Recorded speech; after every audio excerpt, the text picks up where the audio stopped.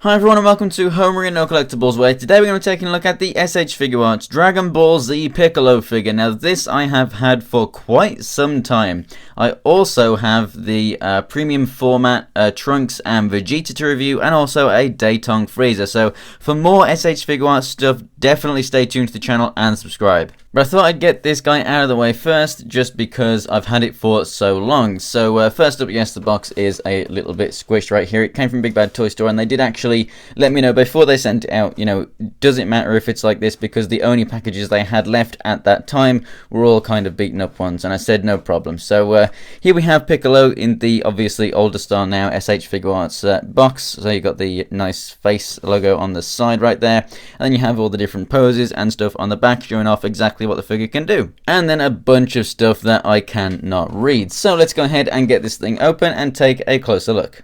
And here's everything out of the box. So first up we have a little instruction sheet just showing you how to interchange the heads and all the hands, and then how to put his cloak thingy-majiggy on right there. And then we have the cloak in a bottom tray, and then in the upper tray we have the figure, the interchangeable heads, which I will actually show you them on the figure itself, but I'll just show you a close-up of them right now. So here we have him in his turban, and then we have the angry looking to the side face, and then we have the regular stern Piccolo face right there. We have a blast hand, we have another blast hand, we have a slightly more closed hand, we have another open blast hand for the opposite side, and then the opposite side for that one too. And then we have the crossed arms, and then the pieces that are used for the cloak. So this piece for the cloak, which is bigger, is for when you use these arms. For when you use the crossed arms, you have to use the smaller piece for the cloak so that you can actually get the arms fitting in there. And here we have Piccolo out of the packaging, and this is one of the reasons why I absolutely adore this Gohan figure, and it's because you can make the Piccolo figure look even better while displaying the two together. And basically Piccolo's articulation is pretty much an upscaled version of this Gohan. Now you'll notice they both have the red bands around the waist.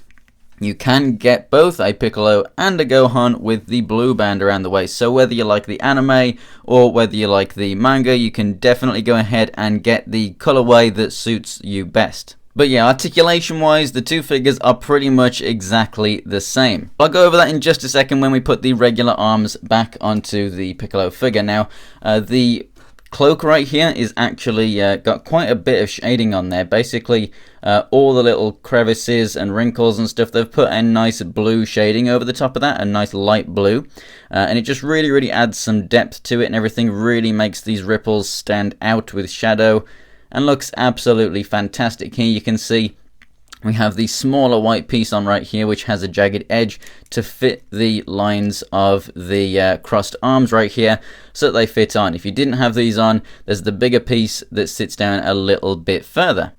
And as you can see, head articulation, you can still get a very good range even with this piece on, because the neck moves as well as the actual head there as well on a hinge and a ball. So you can still get him looking left and right, a little bit up and a little bit down and pivoting and stuff. So there's plenty of range of motion with this thing on, but there is more by taking it off. So let's go ahead and remove the arms, and then we're going to go ahead and take the head off as well. And then the cloak can simply slide off the top, and if you want to interchange the other cloak piece, the centerpiece, this bit just pulls out and you put the other one in there instead. And then what's really cool is, because he can lose limbs and grow them back, you could actually display him with, one arm missing, and that would actually look really cool. Let's go ahead and plug the other one in, and then let's go ahead and get this head on there as well. And then here we have Piccolo in a pose for charging his special laser beam cannon, and yeah, just a really amazing figure with the amount that you can do with this thing. Just like the Vegeta, both of them coming with the crossed arms, and then obviously you have the cloak and 3 interchangeable heads. You have a ton of other hands. It's just a fantastic figure, and the articulation, just like Gohan, is much better obviously without the cloak as well. So the head is on a hinge, so you can look up and down. Then obviously you've got the ball joint there as well, and you've got your pivot, but then your whole neck can rotate and go forward and back as well. You have the shoulder pieces, which are on the ball and cup in there, so you can rotate them around, and you have this separate shoulder piece that you can move around depending on where you move it to, so that it can cover the gap. And then obviously you have your rotation there as well. rotation right there at the upper part of the arm. You have a bicep which is double jointed, but because of his muscles you can't exactly get him like properly all the way in, but it's a decent range anyway. And then you've got your rotation and a hinge as well at the wrist right there. And then down here at the waist, obviously you have your double ball joints, so you can go all the way back, all the way forward to the side and rotate as well. And then you can collapse it back down. This red band obviously hides all that in there. The legs, you have the ball and hinge kind of thing in here, so you can bring them all the way out to the side, forward and back, and you got rotation there as well. You have the double joint right there at the knee as well, with the cutout right there, so that it can come all the way in. And then the feet can go, basically they're on ball joints, so they can go forward and back, left and right, pivot, and then you have your toe hinge in there as well. Shading wise, it was really easy to see on Gohan because the purple is a little bit lighter, so the darker shading definitely shows up.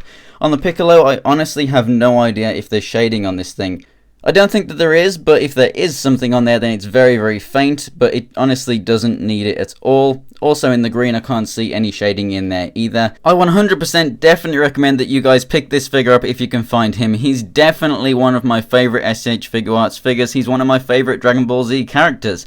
And this figure just pulls so much off. The only thing that would have been better with this is just coming with a stand, but I could say that about so many S.H.Figuarts figures. They don't even put them in with all of their figures, which I really do think that they should for the price point. But it's definitely fantastic. Awesome articulation. There's not really anything that I would find wrong with this or anything that I could do to improve it, like I said, apart from just giving us a stand. So thanks for watching, guys. If you enjoyed the video, go ahead and give it a like, and if you want to see more pictures of anything else from my collection and upcoming reviews, check out my Instagram. It's Homerino123, and the link is in the description below. I have some awesome stuff coming up on the channel in the next couple of weeks, guys, so stay tuned and subscribe for more. So thanks for watching, guys, and I'll see you next time.